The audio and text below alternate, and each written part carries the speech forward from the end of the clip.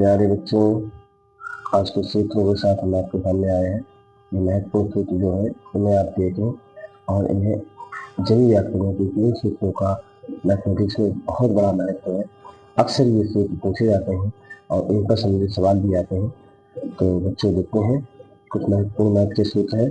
जैसे आपका दिया है a प्लस बी का होल स्क्वायर बराबर A square plus B square plus 2ab। मतलब ये होता है कि अगर a प्लस बी यानी पहला पद प्लस दूसरा पद है का होल वर्ग है, तो पहला पद जो a लिखा है पहले पद का स्क्वायर होगा प्लस दूसरे पद का स्क्वायर होगा प्लस 2 इंटू दोनों पदों का गुणा हो जाएगा। यहाँ पर अक्षर कुछ भी हो, लेकिन हम उसी प्रकार सूत्र खोल देते हैं। जैसे a प्लस बी का होल स्क्वायर है तो पहले पद का स्क्वायर है प्लस दूसरे पद का स्क्वायर है प्लस 2ab है। इसी प्रकार से यहाँ पर x अगर y है तो x प्लस वाई का होल स्क्वायर होगा, तो x का स्क्वायर होगा प्लस वाई का स्क्वायर होगा प्लस 2xy होगा। अर्थात हम ये पहले सूत्र के हिसाब से जानेंगे, फिर आपको समझाएंगे। तो पहले सूत्र आप देखिए, a प्लस बी का होल स्क्वायर बराबर A square plus B square plus 2ab होता है।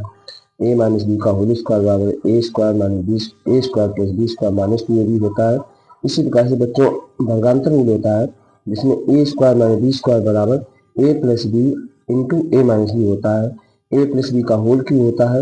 ए प्लस बी का होल क्यूब बराबर A cube plus B cube plus 3ab into A plus B. मतलब दो पदों का योग है तो पहले पद का क्यूब हो जाएगा प्लस दूसरे पद का क्यूब हो जाएगा प्लस 3 इंटू दोनों पदों का गुणा होगा और दोनों का योग होगा। मतलब पहले अक्षर का वर्ग, पहले अक्षर का क्यूब धन दूसरे अक्षर का क्यूब प्लस 3 इंटू दोनों अक्षरों का गुणा और दोनों अक्षरों का जोड़। इसी प्रकार से a माइनस बी का होल क्यूब है, तो इसमें आपका a माइनस बी का होल क्यूब क्या है, A cube minus B cube minus 3ab into A minus B है। मतलब पहले पद का क्यूब है माइनस दूसरे पद का क्यूब है माइनस 3 इंटू दोनों पदों का गुणा है और दोनों पदों का घटाना है।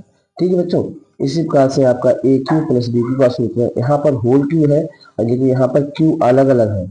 यहाँ पर a प्लस बी को मिलाकर होल क्यूब है, ए माइनस बी को मिलाकर होल क्यूब है। लेकिन यहाँ पर A cube plus B cube में आप क्या करेंगे, A square plus B square minus A B into A plus B. इन पदों को आगे पीछे भी लिखा जा सकता है। ए प्लस बी को पहले लिख सकते हैं और A square B square minus A B को बाद में लिख सकते हैं। गुणा में है तो आगे पीछे लिखा जा सकता है। बच्चों कुछ किताबों में हो सकता है दिया हो ए प्लस बी पहले दे दिया उसके बाद में आप कंफ्यूज मत हो, तो ये आपके इंटू में आगे पीछे लिख सकते हैं। तो A cube plus B cube बराबर A square plus B square minus A B into A plus B होता है।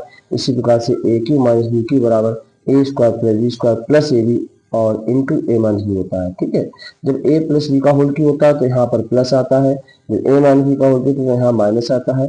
ठीक है, तो कहने का मतलब है ए प्लस बी का होल क्यू में माइनस ए बी होगा, यहाँ प्लस होगा। ए माइनस बी का होल क्यूब में यहाँ प्लस होगा, यहाँ माइनस ए बी होगा। इसी प्रकार से A plus B plus C का होल स्क्वायर है बच्चों, जिसमें A square plus B square plus C square plus 2ab plus 2bc plus 2ac होता है।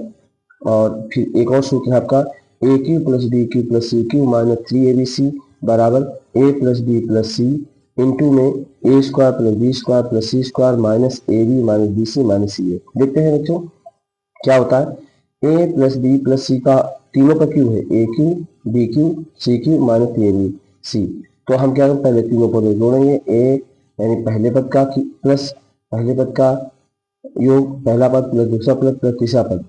ठीक है, पहला पद प्लस दूसरा पद प्लस तीसरा पद, या पहला अक्षर प्लस दूसरा अक्षर प्लस तीसरा अक्षर, फिर इंटू में पहले अक्षर का वर्ग प्लस दूसरे अक्षर का वर्ग प्लस तीसरे अक्षर वर्ग माइनस पहले दूसरे का गुणा माइनस दूसरे तीसरे गुणा माइनस तीसरे पहले गुणा। ठीक है, ये सूत्र अपने हिसाब से जैसे भी आप चाहे याद कर सकते हैं। इन सूत्रों में जैसे अक्षर यहाँ पर एक्स वाई दिया हो, एक्स वाई जेड दिया हो, मतलब अक्षर कुछ भी हो सकता है, लेकिन फार्मूला इसी प्रकार से खुलता है। ठीक, आइए बच्चों और देखते हैं कुछ महत्वपूर्ण गुण देखते हैं। जैसे आपका दिया है बहुपद के बारे में। बहुपद और समीकरण में क्या डिफरेंस होता है, बहुपद में केवल एक ही घात होती है, बहुपद में केवल एक ही पक्ष होता है बच्चों, बहुपद में केवल एक ही पक्ष होता है। लेकिन समीकरण में दोनों पक्ष पाए जाते हैं, दायां पक्ष और बायां पक्ष। ठीक है, तो लेफ्ट राइट दोनों होते हैं। समीकरण वही होता है जिसमें बराबर के दूसरी साइड में कुछ लिखा हो, ना कुछ लिखा हो तो शून्य हो। कहने का मतलब दोनों पक्ष होते हैं समीकरण में, लेकिन बहुपद में केवल एक ही पक्ष होता है। ठीक है, आते बच्चों फिर लिखा है कोई बहुपद या समीकरण जितनी घात का होता है उसके उतने ही मूल या शून्य होते हैं। मूल भी कहते हैं, शून्य भी कहते हैं, मान भी कहते हैं। मतलब कहने का मतलब है जितनी घात का समीकरण या बहुपद होगा उसके उतने ही मूल होंगे या उतने ही मान होंगे या उतने ही शून्य होंगे। ठीक है, आइए बच्चों देखते हैं रैखिक समीकरण क्या होता है। एक ऐसा समीकरण जिसमें केवल एक घात तो रैखिक समीकरण कहलाता है। ठीक है, एक घातीय समीकरण को रैखिक समीकरण कहते हैं जिसका केवल एक ही मूल होगा। लेकिन द्विघात समीकरण वह होता है जिसकी अधिकतम दो घात होती है, और द्विघात समीकरण कहलाता है जिसके मूल भी दो हो जाएंगे। दो घात समीकरण तो दो मूल हो जाएंगे। ठीक है बच्चों, एक घात के समीकरण में एक मूल होता है जबकि दो घात समीकरण दो मूल होते हैं। अगर हम मान लिया जाए कि मान लें बहुपद के मूल अल्फा कामा बीटा है, तब दो सूत्र हमें प्राप्त होते हैं।